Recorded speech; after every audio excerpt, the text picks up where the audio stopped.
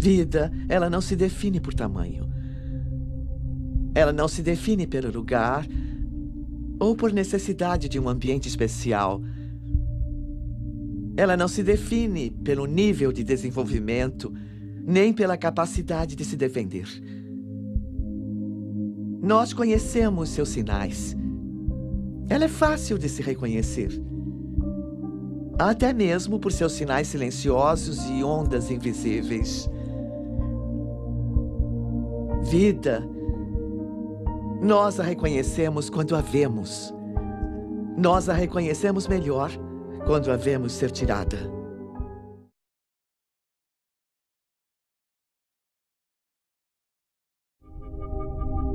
Versão brasileira. Wood Video, São Paulo.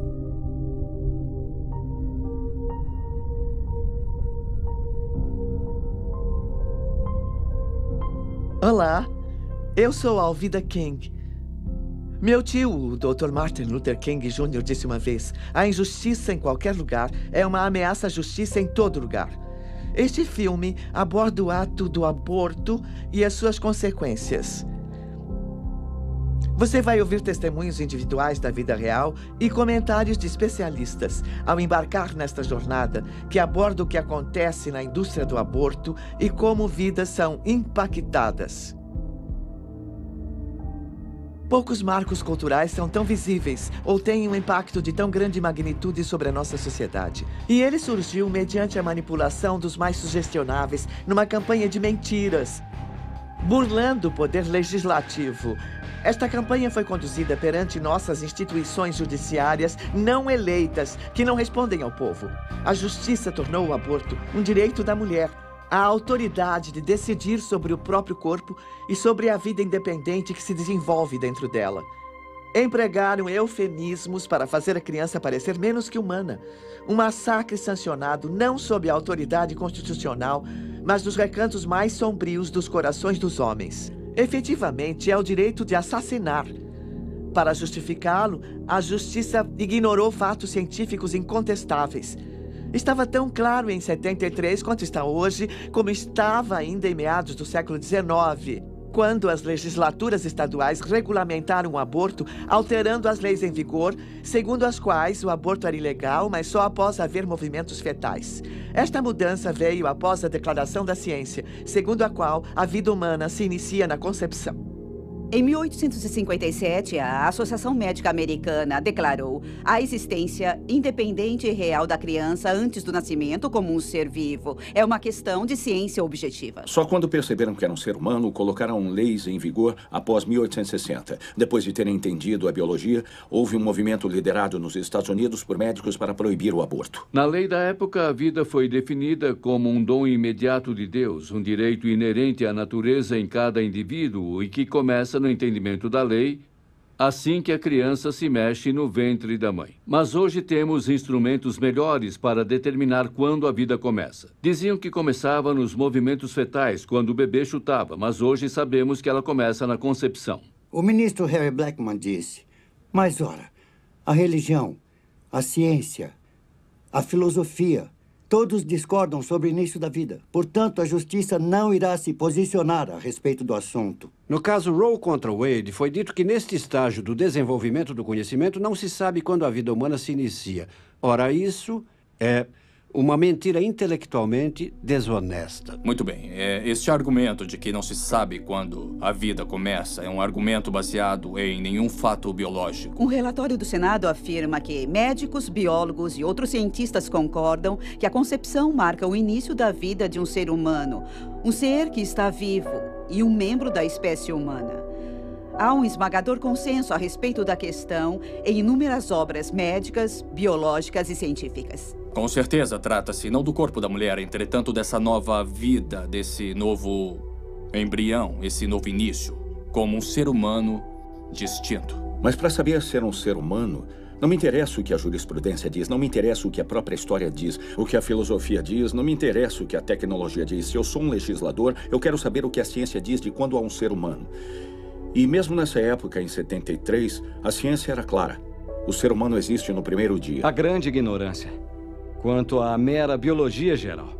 Entende? É impressionante, porque estamos numa situação onde existem políticos que começam a citar frases tipo do século XIII, entende? Que não se sabe quando a vida começa, porque qualquer um com consciência sabe quando a vida começa. Ou seja, a literatura já existe, a ciência está pronta. Ao derrubar as leis contra o aborto, a justiça inventou um direito das mulheres que nunca existiu e subtraiu dos nascituros um direito que sempre existiu, sem que um estatuto definisse explicitamente. Se cada pessoa no planeta possui o direito inerente à vida, ele principia quando ela se torna um ser humano.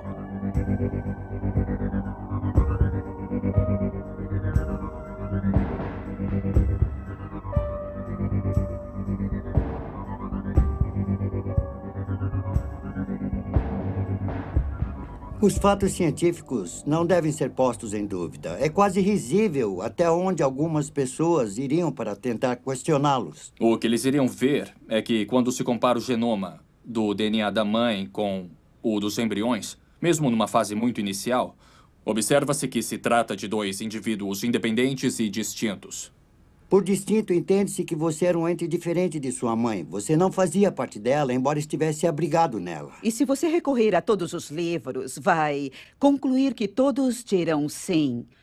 Quando se tem 46 cromossomos, quando se tem o sexo identificado, quando se tem um embrião autodefinido e que se autodesenvolve, o qual tem todo o necessário para prosseguir se desenvolvendo até a morte. Este é o princípio da vida humana. Livros de embriologia de todo o mundo, eles confirmam unanimemente que desde os estágios iniciais do desenvolvimento, desde o início, você não fazia parte de outro ser humano. Você era um ser humano único, distinto e totalmente independente. A biologia é muito clara a respeito de quando a vida começa. É na concepção. O batimento cardíaco no ser humano em desenvolvimento geralmente se inicia em torno de 23 a 25 dias. Raramente após 3 semanas de gestação. Já conversei com centenas de aborteiros. E todos eles, sem exceção, disseram em dado momento: sou um assassino. Tony Laventino disse: sou pistoleiro. Eu sou pago por quem quiser matar o próprio filho. Eu já estive numa clínica de aborto dizendo às mulheres que aquilo era só coágulo, mas entrava no banheiro para conferir se todas as partes de um feto de quase 6 semanas estavam lá. Eles não são nada estúpidos. Sabem quando a vida começa e sabem que com o aborto liquidam com uma vida em qualquer fase. A maioria das mulheres não aceitaria matar seu filho se lhes fosse dito: isto é um ser humano, você tem o direito de matá-lo, mas ele é um ser humano cuja vida está sendo extinta. Muitas mulheres não fariam isso. Precisamos começar a usar palavras que sejam verdadeiras, em vez de usar eufemismo para encobrir as coisas. Produto da concepção. Bolsa de tecido. Irmão, você é uma bolsa de tecido. Eu mesmo sou uma bolsa de 113 quilos de tecido. Todo ser humano na face da Terra é uma bolsa de tecido. Mas isso levanta a questão. Vamos proteger essa bolsa de tecido ou vamos permitir que ela seja destruída indiscriminadamente? O governo deveria ser o protetor de nossa sociedade, guardião de nossos direitos inalienáveis. Entretanto, com toda a sua suposta sabedoria, tanto os tribunais quanto a maioria dos nossos representantes eleitos alegam não saber quando a vida começa. Por que eles ignoram algo que é tão óbvio para a ciência?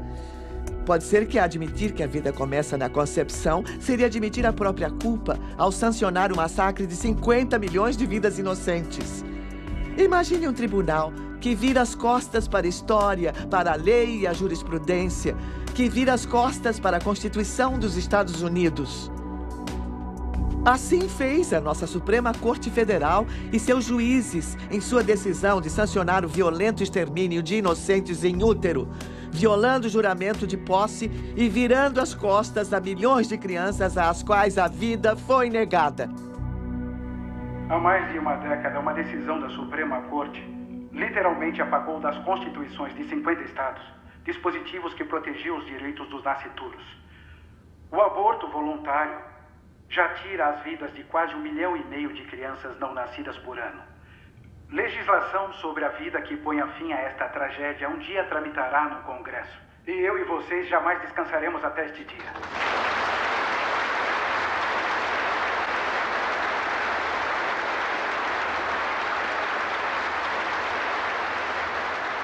A menos que até que seja provado que o nascituro não é um ser vivo, os seus direitos à vida, a liberdade e a busca da felicidade devem ser totalmente protegidos. Os autores da Constituição disseram, de modo a assegurar as bênçãos da liberdade para nós mesmos e para a nossa descendência, nós promulgamos e estabelecemos esta Constituição para os Estados Unidos da América. O objetivo principal da Constituição era proteger as gerações ainda não nascidas e assegurar os benefícios da liberdade. Nenhum tribunal tem autoridade para contradizer a Constituição. E quando a contradição é evidente, ela não deve ser seguida. Em virtude da Constituição não mencionar o aborto em nenhum momento, eles tinham que encontrar algum lugar. E a Justiça disse, ele é encontrado nas penumbras, que quer dizer nas sombras da Constituição. A Suprema Corte não pode revogar direitos que são tão inalienáveis. Então, Roy contra Wade e Doe contra Bolton são ficção, que já custou mais de 50 milhões de vidas. A Suprema Corte não concedeu o direito absoluto das mulheres matarem seus filhos nascituros. Ao revogar o que sempre foi um direito natural, eles legitimaram um homicídio sob forma de aborto, tornando uma decisão médica confiada aos médicos e decidida em consulta com a mulher grávida.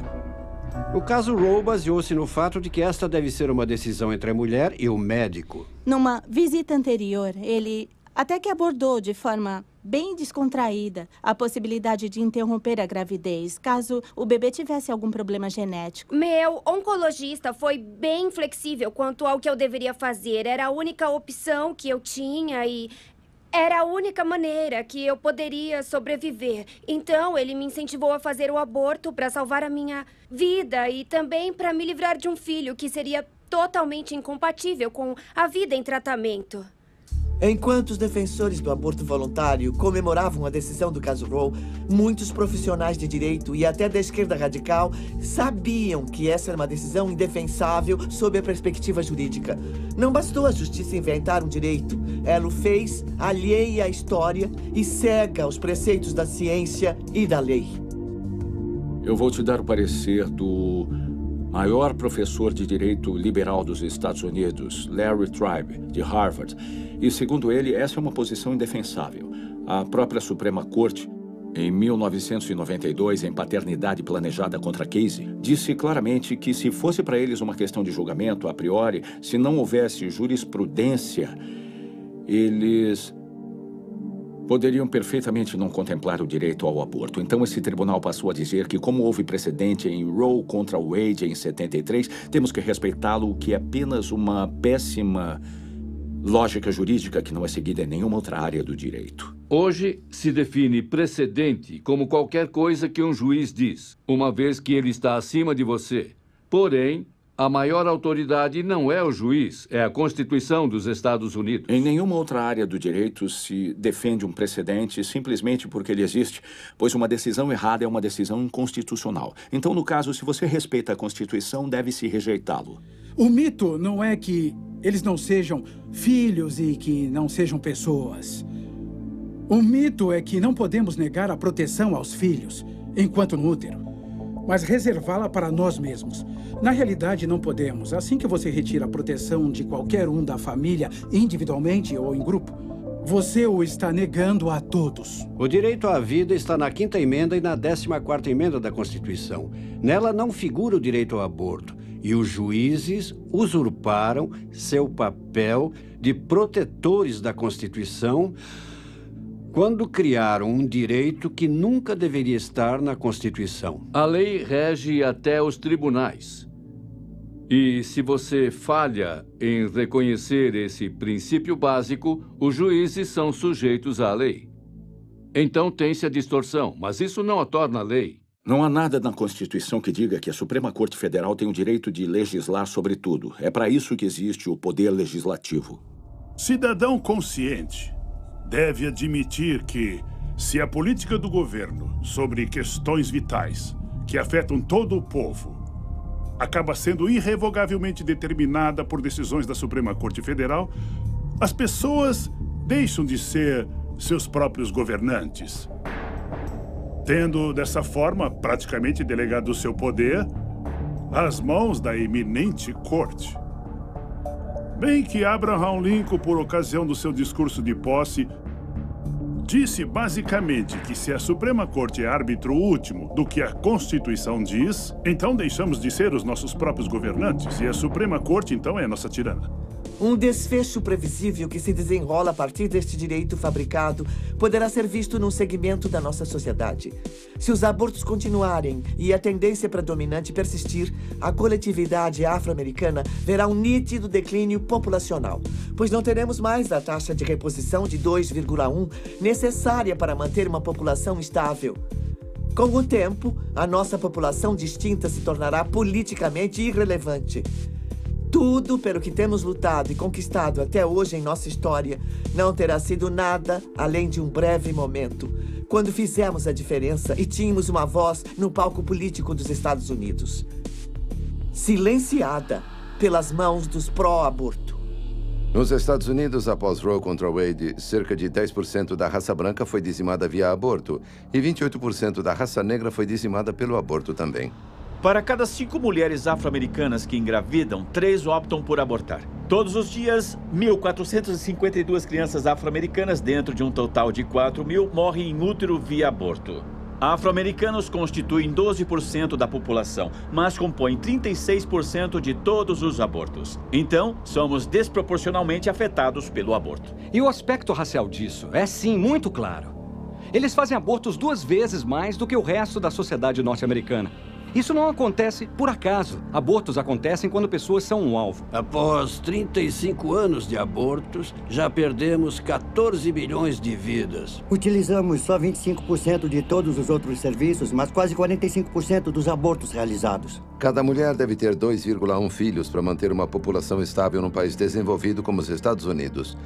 Como pela primeira vez em 2003 a natalidade negra ficou abaixo da taxa de 2,1 dentro dos próximos anos, a população negra atual entrará em declínio. Como afro-americano, eu sei que a maioria das pessoas considera a escravidão como sendo a pior coisa que já aconteceu nos Estados Unidos. Mas devido ao fato de eu estar aqui vivo hoje, e o aborto certamente não teria me facultado esse privilégio, então eu digo que o aborto é a pior coisa que já aconteceu nos Estados Unidos. Muita gente considera a escravidão como sendo a prática mais hedionda que o governo dos Estados Unidos já permitiu. E também há aqueles que sabem que até os africanos trazidos nos navios negreiros, que perderam a vida, talvez 1 ou 2 milhões, são apenas uma parte de uma grave prática opressiva que perdura até hoje. Nos Estados Unidos, desde Roe contra Wade, 14 milhões de bebês afro-americanos somaram-se ao contingente dos que vêm sendo oprimidos, seja pela cor da pele e, mais recentemente, pelo tempo de gestação. Eu creio que o maior fracasso em relação à questão do aborto tem sido a liderança negra. Estou muito preocupado que o clero negro e nossos representantes negros no Congresso e nossas organizações sociais, como a Associação Nacional para o Progresso das Pessoas de Cor, mantêm profundo silêncio sobre a questão. E se cala, então consente. Aí temos essa horrenda realidade, com as lideranças negras ajudando a perpetuar o genocídio de seu próprio povo.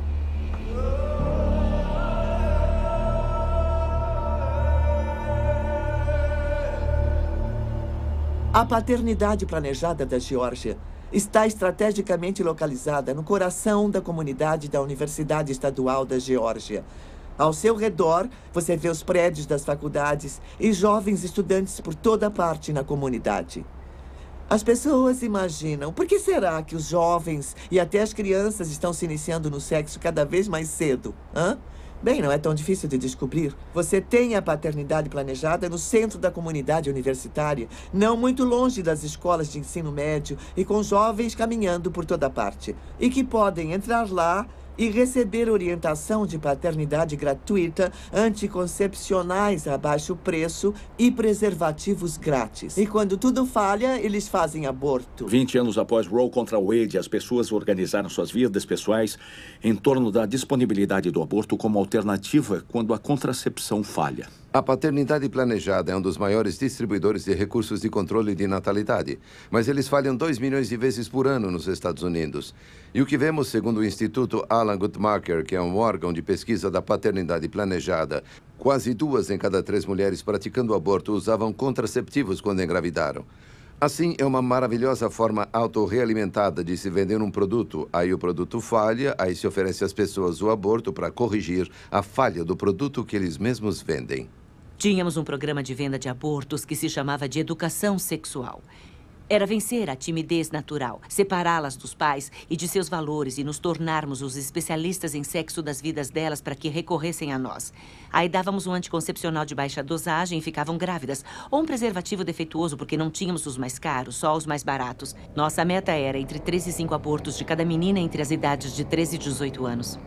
Sendo jovens de tenra idade, eles estão sexualmente ativos.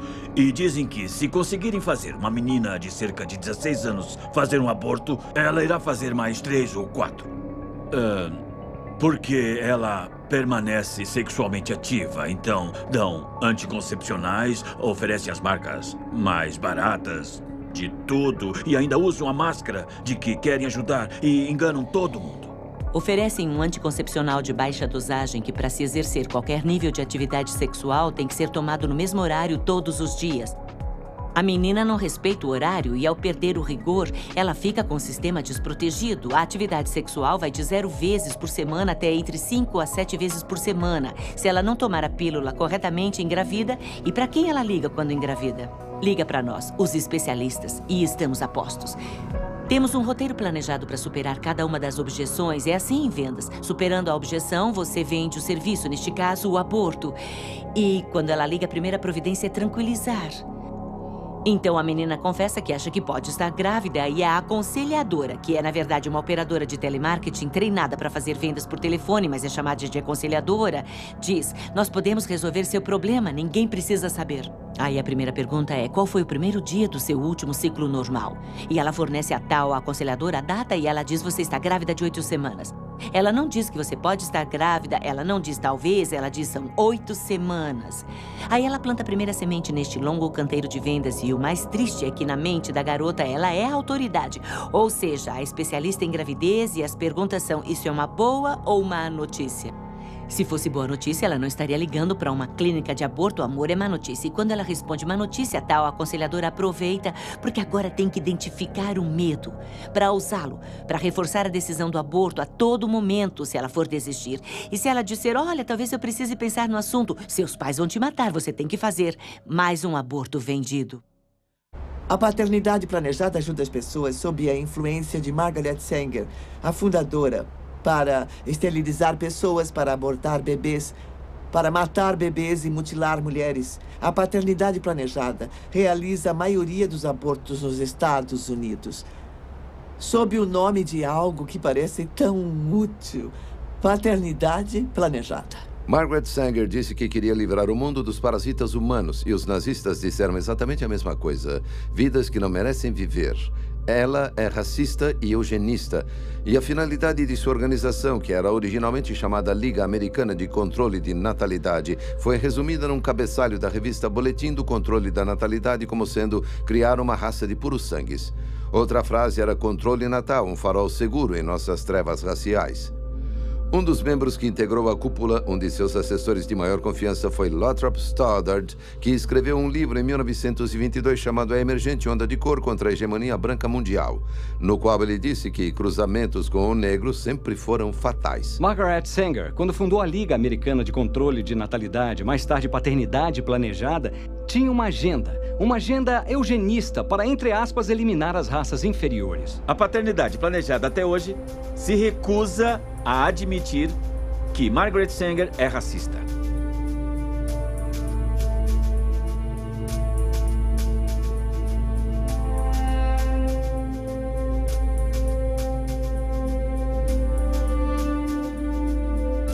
Embora nenhuma conexão direta tenha sido estabelecida entre Margaret Sanger e Adolf Hitler, Há elementos nazistas suficientes que indicam que suas filosofias estão mutuamente alinhadas e que eles compartilham muitos dos mesmos ideais distorcidos. É pouco divulgado, mas nos Estados Unidos a esterilização forçada de mulheres das minorias só parou em 1972. Muitas centenas de milhares de mulheres foram esterilizadas contra a vontade delas. Após a decisão do caso Buck contra Bell, em 1929, quando um dos juízes da Suprema Corte disse a infame frase "3 gerações de imbecis já é o bastante". O Projeto Negro tinha como alvo específico fazer pessoas percorrerem todo o Sul e convencerem os negros a não terem filhos. Margaret Sanger estava profundamente envolvida com o eugenismo nos Estados Unidos. Parte dos ideais promovidos pelos nazistas foram criados por eugenistas britânicos e norte-americanos. Na primeira publicação de Margaret Sanger, que se chamava Boletim do Controle da Natalidade, saíram artigos escritos por médicos do Terceiro Reich. E sabemos também que na Alemanha nazista havia um tal Dr. Hans Harmsen, o qual escreveu todos os guias de esterilização para o Terceiro Reich. Em seguida, após a Segunda Guerra Mundial, ele fez parte do grupo que estabeleceu a filial alemã da Federação Internacional da Paternidade Planejada. Então, há uma série de relações entre as atrocidades que ocorriam na Alemanha nazista e a paternidade planejada. Embora as esterilizações forçadas de mulheres negras tivessem terminado em 72, o movimento eugenista prosseguiu com a derrubada das leis estaduais em 73, quando da instalação do caso Roe contra Wade. Enquanto o método havia mudado, os resultados ainda eram obtidos. Só que agora os eugenistas seriam capazes de continuar a matar bebês e mutilar mulheres em escala industrial. Com o foco voltado para as coletividades minoritárias e estimulando o aborto em taxas bastante elevadas, estariam garantindo o declínio populacional daqueles que Margaret Sanger considerava os parasitas.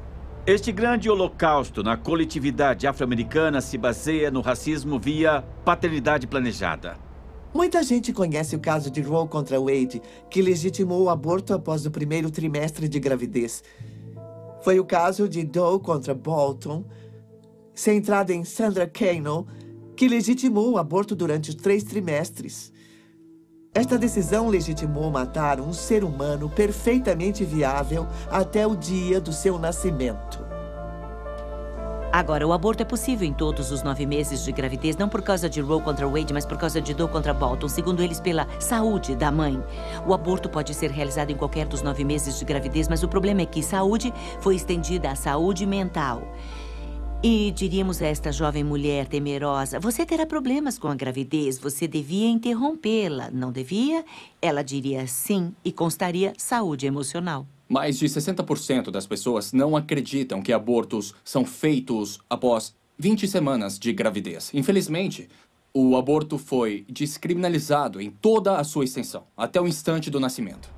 Assim que a proteção da vida foi retirada de todos os 9 meses de gravidez, a paternidade planejada acelerou sua agenda eugênica, instalando a maioria de suas clínicas de aborto, agora legalizadas, nos bairros das minorias. A Federação para a Paternidade Planejada dos Estados Unidos instala a maioria de suas clínicas de aborto em bairros de minorias e realiza a maior parte de seus abortos nas mulheres das minorias.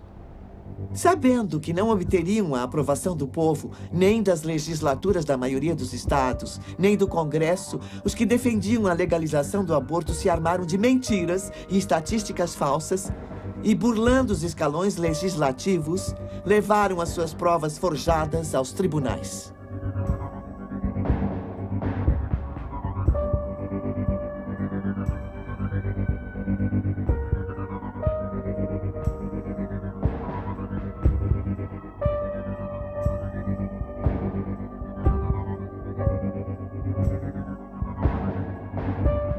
Havia dados verdadeiros antes do aborto ser legalizado, quando entre 40 e 70 mulheres morriam por ano por abortos nos Estados Unidos. Mas o problema é que então todos eram amplamente divulgados e depois de Roe contra Wade foram omitidos. Por isso nós cremos que entre 50 e 100 mulheres morrendo pelo chamado aborto legal é provavelmente ainda o número mais preciso nos Estados Unidos. Aqueles que buscam acabar com as leis que protegem os nascituros encontram os peões perfeitos para serem sacrificados em sua cruzada mortal. Mulheres sagazes, bem instruídas e bem educadas foram orientadas a assediar suas semelhantes mais vulneráveis, manipulando-as para pensarem que o apoio delas ao aborto tornaria suas vidas muito mais significativas. tanto Norma McCorvey quanto Sandra Kano, cujos nomes estão para sempre associados ao extermínio de bebês em gestação, nunca fizeram abortos. Elas deram à luz, enquanto astuciosos advogados usavam seus nomes para sugar a vida de milhões de outros assim chamados filhos indesejados. Enquanto estes advogados clamavam pelo direito de escolha das mulheres, que escolha é essa se apenas uma opção oferecida? Essa é a falácia essencial do assim chamado direito de escolha das mulheres. Na maioria dos casos, não há escolha nenhuma. A decisão é tomada sem orientação ou baseada na desinformação. Não são apresentadas outras opções e a mulher é forçada a tomar uma atitude mortal. O slogan número 1 dos pró-aborto é pró-escolha. E a maior ironia desse slogan é que, se perguntarem às mulheres que fizeram aborto por que você fez o aborto, a resposta número 1 é: eu achei que não tinha outra opção. A maioria, talvez mais de 80% dos abortos nos Estados Unidos ocorrem sob alguma forma de coerção. Resumindo, não é a escolha da mulher. Uma vez uma senhora que me ligou à tarde e ela disse que queria marcar uma consulta para a filha vir e fazer um aborto. Perguntei, ela quer fazer o aborto? Olha, essa escolha não é dela. Então procurei orientação junto a uma aconselhadora cristã. Ela continuou dizendo que eu precisava fazer o aborto e que ter ele não seria a melhor coisa para eu fazer e isso não seria bom para os meus filhos. Então eu contei para o meu noivo, eu disse para minha mãe, disse aos outros membros da minha família e de repente todo mundo dizia: isso não se faz, você não pode ter ele, você não vai ter ele, não é bom para as crianças, não é bom para você, isso não é bom para o nosso casamento, eu não quero criar esse filho. Teria sido alguém que teria mudado a dinâmica da nossa família. E as relações que eles teriam criado teriam mudado a todos com quem eles interagiriam. Mas eles não estão aqui. Num aborto, não se trata de escolha, trata-se de desespero. Não se trata de pessoas que fazem abortos porque têm liberdade de escolha. São pessoas fazendo abortos porque percebem que não têm liberdade nem escolha. Ele forçava o aborto e isso ia me deixando revoltada a um tal ponto que isso me deixava mal. Eu só achava que ele não gostava de mim, que ele só ficava pensando em como resolver o assunto. E essas foram exatamente as palavras que ele usou. Temos que dar um jeito nisso. Mas eu tinha medo, estava em crise. Nesse ponto eu percebi que não tinha escolha. As mulheres são as vítimas e, em muitos dos casos, as mulheres são coagidas. E em meio à crise, lamentam que tiveram que tomar a decisão. As mulheres se sentem ameaçadas que, se não fizerem aborto, elas vão acabar sendo punidas por isso. Há histórias de namorados que dizem: eu te dou dinheiro e nossa relação continua se você fizer o aborto. Se você optar por ter o bebê, aquela é a porta. Eu estava namorando um rapaz e fiquei grávida. E as primeiras palavras dele foram: você não vai ter ele, vai? Eu me lembro desse peso no meu coração. Aí eu pensei, bom, eu acho que não. E eu estava sob muita pressão. Simplesmente eu acho que a minha opção não foi por escolha. Eu acho que foi... Como eu disse antes, acho que pareceu mais um ultimato. Todos ficavam gritando comigo. Parecia que só viviam gritando comigo e continuavam insistindo. Você tem que matá-lo, você tem que abortá-lo, você não pode criar ele, você tem que procurar a clínica. E é bom você tomar providências. Cada semana que passar, isso vai piorar. Vai. E eu acabei não aguentando tanta pressão deles. E como supostamente eu ia arruinar a vida de todo mundo, eles eram implacáveis. Eu não conseguia ficar um só dia sem ouvir eles. Estivessem eles falando mesmo comigo, ou eu apenas lembrando de algo que me disseram há poucas horas. Enfim, eles me bombardearam por isso. Então eu acho que tenho que carregar esse fardo para todo mundo poder ficar satisfeito. Muitas vezes, sob coerção, a mulher decide fazer o aborto convicta de que está em maus lençóis e que o procedimento irá aliviar a situação. Infelizmente, os problemas estão apenas começando. As consequências físicas e emocionais desta decisão são sempre devastadoras, perdurando por bem mais do que os 9 meses que ela teria gestado um bebê, ou por mais que o tempo que levaria para que o bebê chegasse à idade adulta. Nós lembramos de como nossas amigas eram, antes e depois. Pelo fato de o aborto afetar a essência de quem somos como mulheres e pelo fato de estarmos envolvidas e gerar uma vida que uma experiência como o aborto realmente deixa marcas. Há algo que acontece na mente de uma mulher quando ultrapassa o que eu chamo de linha tênue. Elas não dizem nada após 20, 30, 40, 55 anos.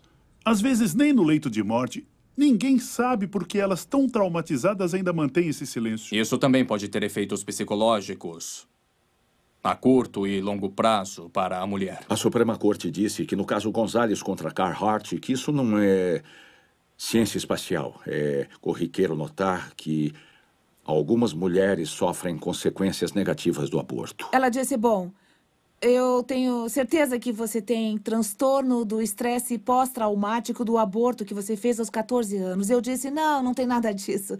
Eu sempre achei que eu tinha depressão crônica, ou que era bipolar, ou tantas outras coisas que os médicos diagnosticaram, mas foi com certeza o meu aborto que causou sérios traumas emocionais por tanto tempo. Temos mais e mais homens e mulheres que fizeram aborto se declarando a respeito e tanto testificando a dor e o desespero que o aborto causou, quanto atestando o fato de que o aborto não resolveu seus problemas, só criou mais problemas. Em seguida, eles estão, pelo próprio testemunho, tornando impossível. Mas, por outro lado, dizer, ouça as vozes das mulheres, isso é uma coisa positiva para as mulheres, o que é lógico. Dizem isso há décadas e agora estão dizendo que o aborto é ruim. E então, mais tarde, as mulheres vão lamentar profundamente e sofrer anos com pesadelos de ansiedade e indescritível dor e angústia. Por que tantas mulheres, incluindo a mim mesma, têm sonhos com seus filhos?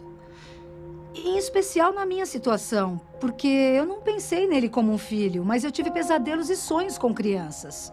Eu conheço muitas mulheres que sofrem com pesadelos, que ouvem choros de bebê durante a noite, que são simplesmente incapazes de se relacionar com os filhos vivos. E o medo de ser descoberta.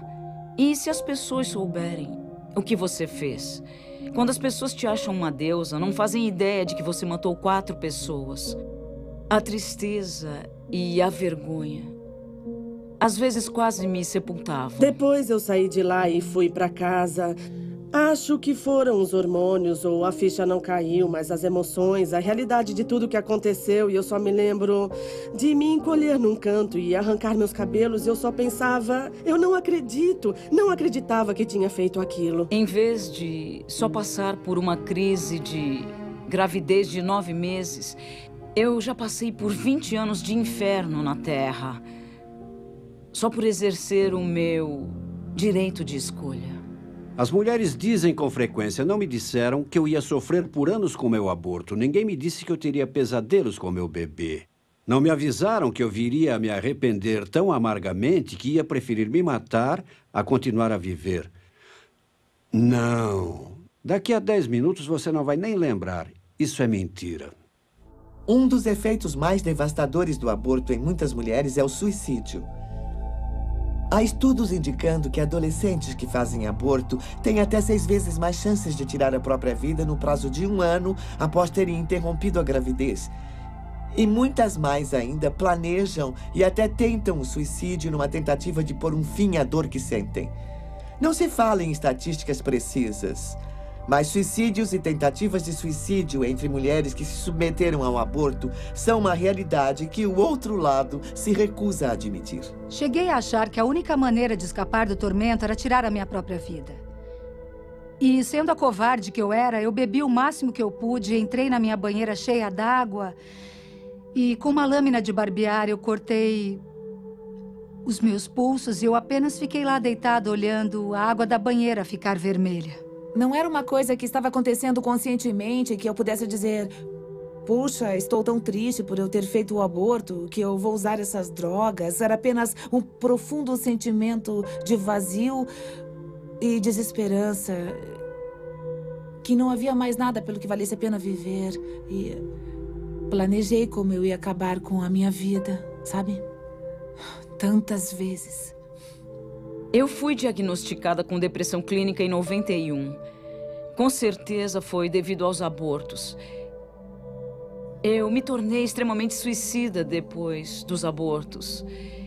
E eu cheguei ao ponto de tentar tirar a minha vida várias vezes. Tinha 12 anos de idade. Ela entrou mascando chiclete e estava tão descontraída. Ela fez o aborto e voltou 2 semanas depois para a consulta. Ela não saía mais do quarto, não saía. Abriram a porta e ela estava lá. Ela tinha um caco de vidro e cortou os pulsos. 12 anos de idade. Mas todas chegamos ao momento em que nos damos conta de que éramos mães e que matamos nossos filhos. É doentio, uma sensação mórbida. Avisos raramente são oferecidos. As mulheres quase nunca ouvem a história inteira do que estão se envolvendo quando autorizam um aborteiro a matar o bebê dentro delas. Nem sobre as consequências e efeitos conhecidos, como câncer de mama, vertigens e outros traumas femininos.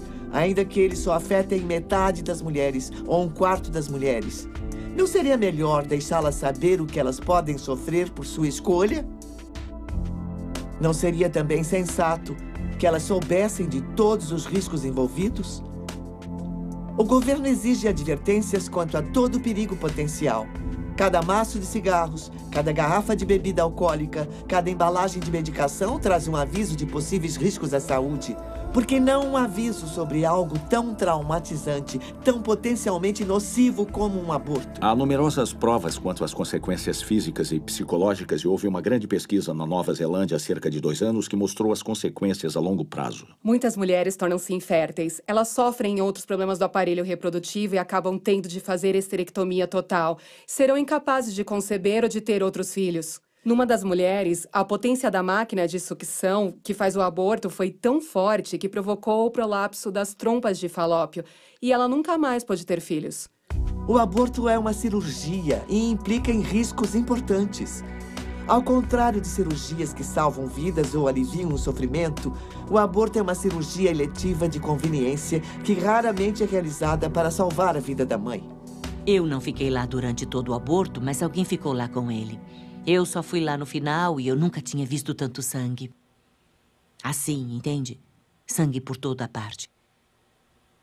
E nós a colocamos na sala de recuperação e ela ensopou a cama e trocamos a cama algumas vezes. E a pressão arterial dela era irregular. E o médico foi embora. Eu fiquei preocupada com ela e tentei ligar para o médico. E o namorado dela ficava querendo ir para casa e a pressão arterial estabilizou um pouco, mas eu não acreditava que ela... Foi uma sensação que eu tive de que ela não estava bem. Às 22 horas, o namorado disse que se qualquer coisa acontecesse, que ligasse para ele na hora. E às 4h30, ele ligou para o médico. Ele ignorou. Ele a pegou, a colocou numa banheira com água quente e a última gota de sangue do seu corpo saiu. E ele me ligou por volta das 6 e disse que ela estava morta. E ele imediatamente começou a me contar como iria encobrir.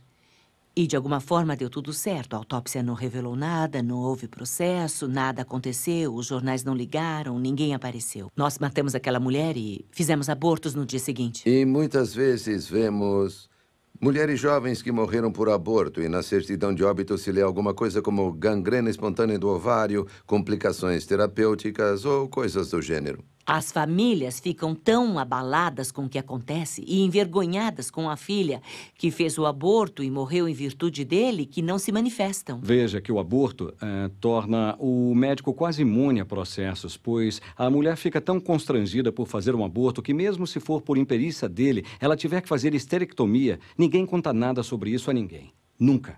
Porque não querem que ninguém saiba. Tivemos uma garota de 22 anos, uma modelo, que entrou dançando, pulou em cima da mesa, disse ao médico rindo que ela não usava calcinha, com 22 semanas de gestação. Colocamos ela na mesa e há um procedimento chamado manobra de Hansen, que o médico pode fazer sozinho ou alguém pode fazê-lo, mas eu fiz com bebês grandes, 2 abortos de bebê grande. Eu segurei os bebês e se diz, a cabeça está aqui, os pés aqui, as nádegas aqui, e você gentilmente empurra o bebê para baixo contra o aparelho. E a primeira vez que o médico introduziu, tirou o aumento, que é o forro dos intestinos. Ele literalmente perfurou o útero dela e estava puxando as tripas para fora pelo útero da primeira vez que ele introduziu a aparelhagem. E a segunda vez que ele introduziu, ele puxou os intestinos e aí empurrou tudo de volta. Com o bebê vivo, acordamos a mulher, colocamos ela no carro porque é péssima. péssima publicidade. Imagine ter uma ambulância na frente de uma clínica de aborto. Isso não se quer. Então, colocamos ela no meu carro e não a levamos ao hospital mais próximo. Nós não a levamos ao hospital que seria melhor para cuidar dela. Nós atravessamos a cidade até um hospital que nos ajudaria a encobrir o que foi feito. O cirurgião levou essa menina com um bebê completamente formado dentro dela, com os intestinos dela saindo pela vagina, até a sala de cirurgia lá em cima. 7 médicos operaram esse bebê dentro da garota. Tiveram que fazer a colostomia, a ressecção do intestino para esvaziá-lo num saco. Aí retiraram o bebê, enrolaram em lençóis descartáveis e colocaram no incinerador do hospital. E todos os 7 médicos falsificaram o laudo. Nós matamos aquele bebê assim. Os médicos falsificaram o laudo, dissemos à garota que ela teve gestação abdominal e ela não nos processou. No caso Roe contra Wade, a justiça tornou a questão do aborto uma decisão entre a mulher e o seu médico. A verdadeira consequência disso é que a decisão entre ter o bebê ou encerrar a sua vida, na grande maioria dos casos, é delegada à mulher em crise, numa consulta com uma pessoa que ganha vida vendendo abortos. A sineta da caixa registradora ocupou o lugar do choro do recém-nascido. A maioria das mulheres nos Estados Unidos que fizeram aborto vão lhe dizer que elas nunca viram um aborteiro. Elas nunca veem esse médico até ele estar entre as pernas dela na clínica de aborto, violando-a com os instrumentos. As mulheres quase nunca consultam seus médicos. Elas procuram umas clínicas. Elas decidem que querem fazer o aborto. Então, essa ideia da importância do papel do médico pessoal é uma fantasia. Com o sucesso de Roe contra Wade na justiça, a organização eugênico-racista de Margaret Sanger tornou-se parte da cultura dos Estados Unidos. Uma nova indústria multibilionária foi iniciada, encabeçada pela paternidade planejada. Uma indústria que mantém a sua influência e poder através dos mesmos argumentos e mentiras originalmente usadas para descriminalizar o aborto em 73. Há 2 grandes mentiras sobre o aborto. A primeira não é um bebê. E a segunda é bom para as mulheres. Devemos também considerar outro interesse da paternidade planejada na indústria do aborto: o desejo de ganhar dinheiro para promover a causa. Dinheiro que é ganho vendendo educação sexual, vendendo contraceptivos que sabem que vão falhar milhões de vezes por ano, e depois vendendo abortos como meio de reparar as falhas, e às vezes até vendendo parte dos corpos dos bebês mortos pelos abortos. É fácil perceber que a indústria do aborto é um ciclo vicioso infinito de lucratividade. E é justamente quando as mulheres planejam a maternidade que a indústria do aborto perde. Eu não acredito que alguém imaginasse que veríamos uma indústria que se tornaria tão grande, uma indústria de dinheiro que é amplamente desregulamentada para realizar abortos. A paternidade planejada foi autorizada a entrar e dar palestras. Outras organizações dão palestras. Professores liberais dão explicações durante aulas de educação sexual. Ninguém fala em bebê. É produto da concepção, que pode ser removido se você não o quiser. Ao legalizar o aborto, a Suprema Corte abriu as comportas para que a indústria possa faturar bilhões de dólares com o sofrimento e a dor de mulheres e a morte de milhões de bebês inocentes, através da exploração da delicada situação em que muitas mulheres se encontram. No instante em que a mulher se vê mais vulnerável, aborteiros legitimados pela justiça oferecem um serviço que promete resolver o problema. Mas, ao contrário de outras empresas, eles deixam suas clientes sofrerem com as consequências sem oferecerem garantias nem reembolso quando o produto deles apresenta defeito. O aborto é um produto habilmente comercializado, vendido a pessoas muito fragilizadas, em crise. Elas compram o produto em busca de solução e descobrem que é defeituoso. Disseram que tínhamos de faturar $40 mil por semana para podermos ficar aqui. É claro que descobrimos depois que ele estava mentindo. Que ele queria apenas capitalizar recursos financeiros, entende? O aborto é um ramo muito lucrativo. Abrimos uma clínica em 30 dias. Ela cobriu os custos no primeiro mês. Era uma usina de lucro. E já estávamos a caminho de abrir mais clínicas. Digo, aliás, que o nosso plano era abrir mais 3 clínicas em 1983 para que eu pudesse ser milionária em 84. Há muito dinheiro envolvido. Nós nunca aceitávamos cheque. E nós aceitávamos cartões de crédito, mas torcendo o nariz. Sempre pedimos às mulheres para trazer dinheiro. E por quê? Ora, para não precisar declarar ao leão. Eles ficavam umas 2 ou 3 horas e queriam fazer 20 abortos ou 30 e pegar o dinheiro e ir embora. Para eles não interessava se a instrumentação não estava limpa, se a instrumentação não estava em ordem. Eles só queriam ganhar o dinheiro, cumprir o turno e ir embora. Davam visto na planilha, juntavam e apresentavam no final do dia. Nós somávamos e pagávamos em dinheiro, sem nota fiscal, sem declaração. Mas imagino que pessoas que ganham a vida matando bebês provavelmente declaram imposto de renda, você não acha? Nunca sabemos exatamente quanto é faturado, porque a indústria do aborto se esconde embaixo das saias das pacientes, sob alegação de sigilo médico. Quando uma organização fatura milhões e mais milhões de dólares disponibilizando abortos, e muitas vezes em coletividades onde é o único fornecedor, eles têm um monopólio disso. Então, por que não promoveriam mais abortos, então? Porque mais abortos implicam mais dinheiro. Mais dinheiro quer dizer que eles podem ir ao caixa do governo, no caso da paternidade planejada, e dizer, vejam como estamos indo bem. E assim eles podem pedir mais dinheiro do governo. A paternidade planejada agora está em expansão. Estão construindo gigantescas clínicas de aborto, se antecipando à medicina socializada, porque esperam que se um democrata se tornar presidente dos Estados Unidos, a medicina socializada será introduzida. E então poderão cobrar entre $1.000 e $1.500 por abortos durante o primeiro trimestre, e tudo será pago pelo governo. Os defensores do aborto têm interesse financeiro nas mulheres que querem fazer aborto porque eles ganham se elas fizerem, e eles não ganham se elas não fizerem. Então, o que acha que ele vai mandar que elas façam?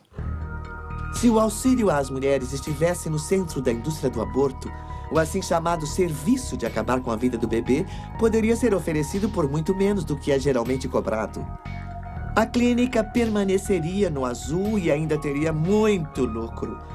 Mas não é esse o caso. Os pró-aborto e as clínicas de abortos prosperam, aproveitando-se das mulheres em crise. Rapidamente deixou de ser questão de oferecer abortos às mulheres, era questão de lucro. Eu vi o potencial de faturar muito dinheiro. Eu atendi o telefone em casa à noite para não perder um aborto. Mas ela podia ver o teste de gravidez dela dar positivo ou negativo, e eu mostrava um quadro na parede e dizia, este é positivo e este é negativo. E se era positivo, havia funcionários treinados para abordá-la e segurá-la bem forte pelo braço. E dizer, ela está confusa, ela está sofrendo, ela acabou de saber que está grávida e está deprimida. Aí, novamente, você puxa ela pelo braço para chamar a atenção dela e diz, se você tiver dinheiro, podemos dar um jeito nisso agora mesmo. Fizeram um teste de gravidez, disseram que deu positivo e me perguntaram se eu tinha dinheiro. Me disseram que se eu não tivesse naquele dia, que eu teria que voltar e sairia mais caro, porque eu estava exatamente no ponto das 13 semanas. Se ela fosse para casa e conversasse a respeito, sua estrutura de apoio familiar a ajudaria e diria que o aborto não era a resposta, mas se ela agisse de acordo, estaria sob controle. Mas uma certa porcentagem desses testes de gravidez dá negativo. Não dão todos positivo. E não esqueça que custa a mesma coisa fazer um teste dar negativo quanto positivo. Se o teste desse negativo, era uma técnica de vendas diferente. Dizíamos, esse teste deu negativo. Mas sabia que esse teste não é sensível para detectar uma gravidez recente? Você pode estar grávida e o teste daria negativo. E você quer saber hoje, não quer? E ela diria que sim. E nós dizíamos, temos outro teste que você pode fazer. Vamos fazer ultrassom.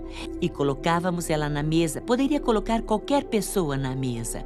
E eu encontraria uma gravidez, porque você só precisa encontrar uma bolsa. Todo mundo tem bolsas no abdômen. E a menina não sabe como é um útero em gestação. Aí é só encontrar uma pequena bolsa no abdômen, você joga na tela e fala, vê ali, você está grávida. Ela ficava chocada. Alguém pegava ela pelo braço e dizia, se você tiver dinheiro, podemos dar um jeito nisto esta noite. Soubemos de uma menina de 16 anos que achou que estava grávida. Fizeram o aborto dela. Ninguém viu o que tiraram dela. Não havia bebê nenhum. E ela cometeu suicídio. E aí, na investigação, eles fizeram a perícia e não havia indícios de que estivesse realmente grávida. Existem estudos que mostram que o aborto é ruim para a saúde da mulher, saúde emocional e física, mas esses estudos vêm sendo abafados. Eles vêm sendo questionados, são contestados, porque existe um grande volume de dinheiro faturado pela indústria do aborto. E o dinheiro que os políticos recebem da NARAL, das organizações pró-aborto, da paternidade planejada, Mary Stoppes Internacional, Ou seja, esse é o dinheiro que está financiando campanhas e está apoiando candidatos. Ninguém vai contra esse dinheiro, nem se manifesta contra ele. O aborto tem profundas consequências, as quais aqueles que lucram com ele não querem que as mulheres saibam. Numa época em que se espera que o nosso governo garanta a nossa segurança, por que esse mesmo governo é tão lento para regular o setor que tem afetado um número incontável de pacientes? Isso não afeta apenas a mulher, isso não afeta apenas o pai. Isso afeta a família inteira e desintegra famílias. Como filha única, ela sempre quis ter uma irmã. E quando ela fez 8 anos, percebeu que eu deveria ter tido um filho antes. Havia alguém faltando na vida dela. Aí ela falava, peraí, cadê o bebê? E eu tive que explicar para uma filha de 8 anos de idade o que era um aborto. Está bem, vamos ver se eu entendi isso direito. Ela estava em pé, bem na minha frente, e ela disse, você tinha 16 anos, estava grávida e matou o seu bebê? Eu tive que encarar essa menininha e dizer sim. E aquela expressão de horror tomou o rosto dela. E ela não falou mais nada, apenas se afastou. E eu pedi aos da minha família para irem comigo, mas eles não quiseram ir. Não queriam ir. Queriam que eu fizesse, mas eles não quiseram ir. Nem o meu noivo não quis ir.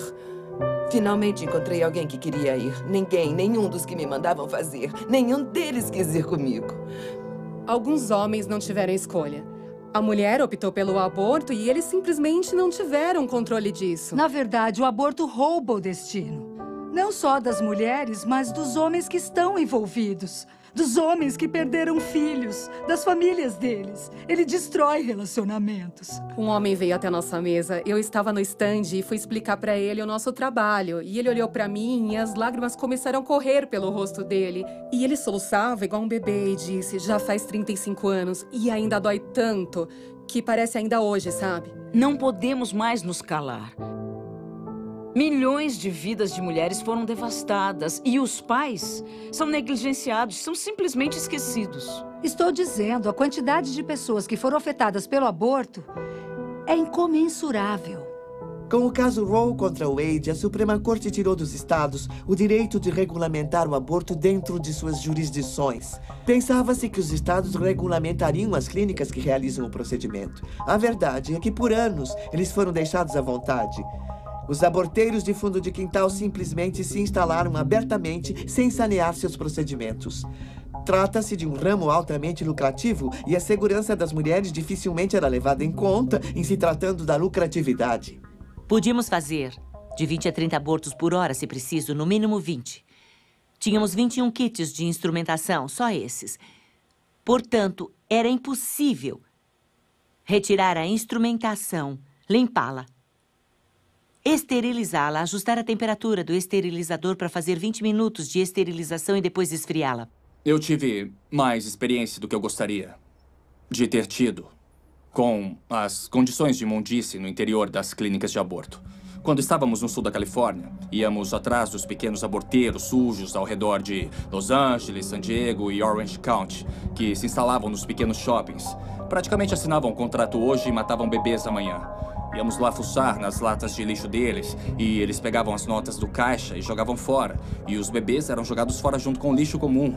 Claro, violando toda e qualquer legislação sanitária existente. Pois é, tínhamos uma taxa de infecção em torno de 75%.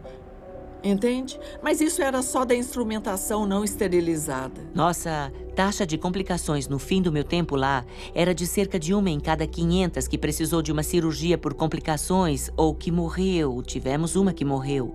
Mas por não termos estatísticas reais e se você puder encobrir, você não registra. Nenhum caso nosso foi registrado. Então, não sabemos. Algumas das condições nas que mandávamos nossos agentes, eu ia lá pessoalmente, via-se, de fato, sangue no chão, sangue nas paredes. Via-se baratas e fezes de ratos. Em alguns desses lugares, você não entraria nem para cortar o cabelo. num lugar desses. Muito menos para fazer um procedimento cirúrgico tão invasivo. No hospital de Dallas, os médicos vão dizer que já viram abortos mal feitos ou veem abortos mal feitos o tempo todo. Um dos fatores que permitiu regulamentar as clínicas de aborto no Texas foram as denúncias envolvendo aborteiros ruins. Quando uma garota morreu e foram vistoriar a clínica, viram instrumentação enferrujada e que não tinha esterilizador nem água quente. A vida da mulher que decide abortar seu bebê nunca mais será a mesma. Não haverá um só dia em que essa decisão não irá afetá-la de alguma forma, seja física, emocional ou espiritualmente. Mas ela não sofre as consequências de tirar a vida de um bebê sozinha. Os homens e mulheres que trabalham na indústria do aborto também pagam um preço vendo a matança de bebês inocentes dia a dia. Isso constitui um imenso fardo emocional. Mas ninguém fala sobre o que acontece dentro de uma clínica de aborto, onde todo mundo briga. É o lugar mais caótico que se possa imaginar. Os médicos brigam, os enfermeiros brigam, todo mundo está usando drogas, todo mundo bebendo, entende, tendo casos. Mas é grotesco olhar para o bebê e não ver que ele é realmente um ser humano. E, entende, não tem diferença de mim ou de você, exceto no tamanho. Eu confesso que estive envolvida na morte de 35 mil bebês. No homicídio de uma mulher que sangrou até a morte por um aborto no 2º trimestre. Por 19 mulheres que fizeram esterectomia ou colostomias. E nunca nenhuma apareceu em nenhum jornal, nenhum processo. Mas eu não consigo lidar com o fato de eu mesma ter tirado a vida do meu próprio filho com o aborto. Ninguém lida com a morte e mentiras diariamente sem ser gravemente afetado por isso. E não houve ninguém que trabalhou nessa clínica que não tivesse jogado os bebês no lixo. E mesmo que eles não estivessem no lixo, eles já estavam enrolados numa toalha.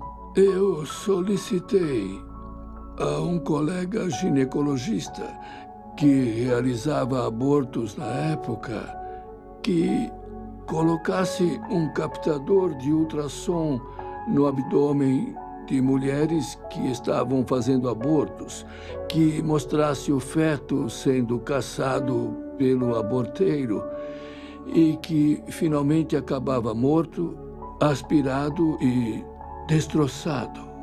Eu já sabia que o que estava acontecendo era errado, mas durante este processo de 5 dias, eles inseriram uma bucha expansível no colo do meu útero para dilatar lentamente durante 5 dias. Lá pelo 3º dia, eu estava deitada numa maca e o bebê começou a chutar demais naquela maca. E eu lembro que eu pensei, alguma coisa está errada e ela está tentando me dizer isso. Ela tinha razão, porque aí George Tiller entrou para enfiar uma agulha grande no meu abdômen. E quase imediatamente, o meu bebê parou de chutar. E eu não senti ela chutar mais. Então eu sei que foi o momento em que ela morreu, mas demorou mais uns 2 dias antes de eu entrar em trabalho de parto. A enfermeira, ela vinha até a maca olhando embaixo das cobertas, me apalpava para ver se eu estava dilatado bastante e quando estivesse, ia ser levada para um outro quarto. Ela me levou com soro de cadeira de rodas até esse outro quarto, onde todas as outras mulheres entraram. Eu vi que o quarto que eu entrei era uma espécie de banheiro com um sanitário. E a enfermeira mandou eu me apoiar nela para poder jogar o meu bebê no sanitário. Ele já estava morto a essa hora, mas como é vergonhoso e nojento isso que fazemos com essas crianças. Então, bom, isso me dói muito. Eu tenho um bebê no céu, em quem eu pensei tão pouco que eu joguei num sanitário. O resultado foi o filme de um feto sendo atacado pelo aborteiro por baixo, enquanto filmávamos de cima. Em outras palavras, pela parte superior do útero. E as imagens desse filme eram pavorosas hediondas mesmo. Ele mostrava realmente o feto sendo destroçado ao vivo e em cores. Não era um ultrassom preto e branco. Esse era em cores. Retirar pela cabeça era muito, muito difícil. Mesmo com 20 semanas. Uma vez um aborteiro ficou com uma menina na mesa por 6 horas tentando esmagar a cabeça do feto e não conseguia. Eu senti eles tirando os pedaços dele do meu corpo. Eu passei boa parte desses 20 anos tentando não lembrar disso. Mas eu lembro. Ninguém sabe o que acontece numa clínica de aborto. A escolha mais promissora é a decisão que favorece a vida. A decisão de levar a gravidez até o parto. Em praticamente todas as coletividades de todos os Estados Unidos, existem organizações e pessoas dispostas a ajudar em prol de vidas que merecem florescer. Organizações e pessoas que não são movidas pelo desejo de ganhar dinheiro com o desespero dos outros. Estas são pessoas amáveis que desejam realmente ajudar a mulher em crise a fazer uma escolha, a escolha certa. Todo dia, por todo o país, pessoas de todos os estilos de vida e condições econômicas e sociais levantam-se e atendem aos apelos de seus corações para pôr um fim à anarquia e à desumanidade que é o aborto. Desde o aconselhamento de rua, tentando salvar aquela vida no último instante, até marchas que mostram aos nossos representantes eleitos que este é um assunto da maior relevância. Até organizações que tentam curar as mulheres afetadas por este ato brutal. Lentamente, as pessoas estão se conscientizando de que o aborto é errado e precisa acabar e que nós, como sociedade, precisamos pôr um fim a essa injustiça. Nós, o povo, estamos começando a chegar à conclusão de que a vida, até a vida desde a concepção, é o principal direito inerente a toda a humanidade. Aqui está o bebê. É o batimento cardíaco.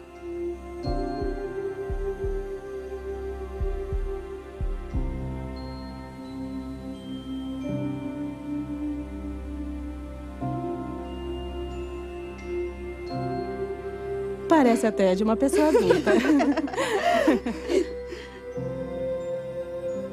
A frequência cardíaca é de 176 batimentos por minuto. Nossa! É. Sério mesmo? Uhum. É perfeitamente normal. Isso é normal? É normal. À medida que a gravidez progride, ele vai diminuindo. Eu sei que o coração bate rápido no começo.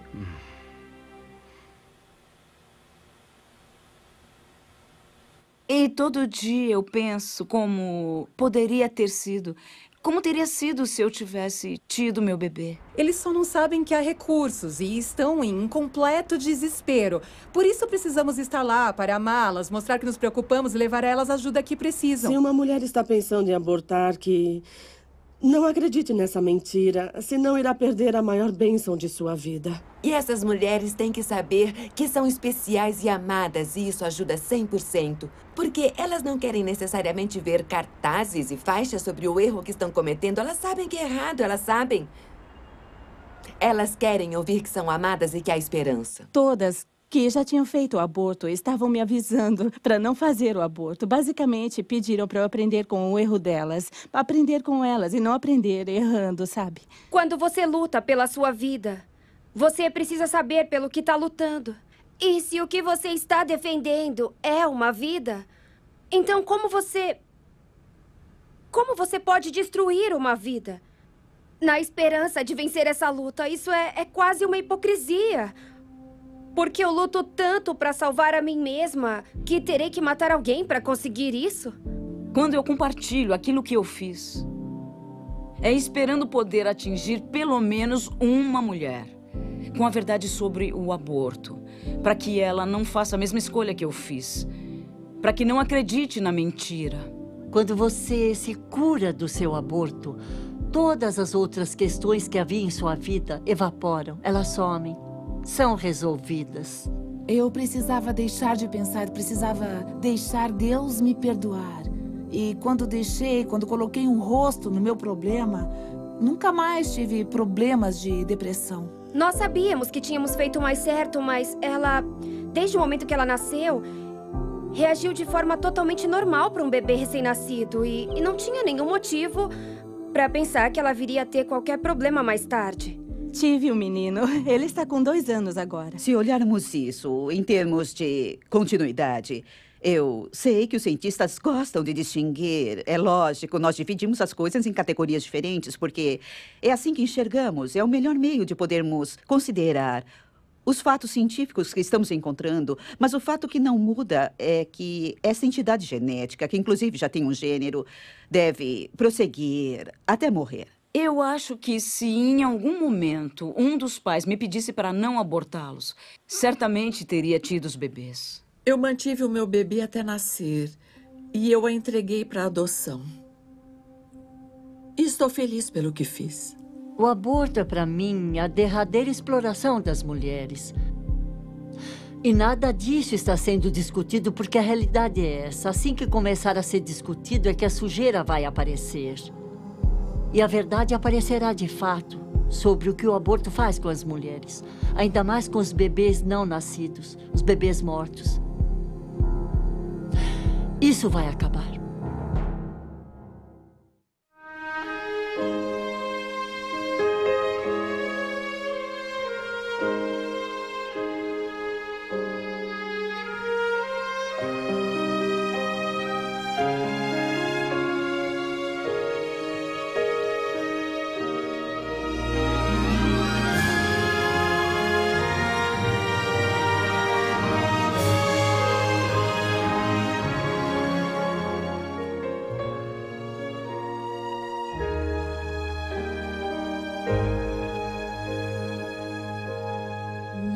Be still when your back's against the wall. Victory, there seems no hope at all. I'll be your wings that soar so high, this side of paradise. Now be still until strong. Here I am, I'm your fire when it's cold. Here I am, I'm your guide when you lost your road. I'm your armor in the fields of war, when the enemy storms the door.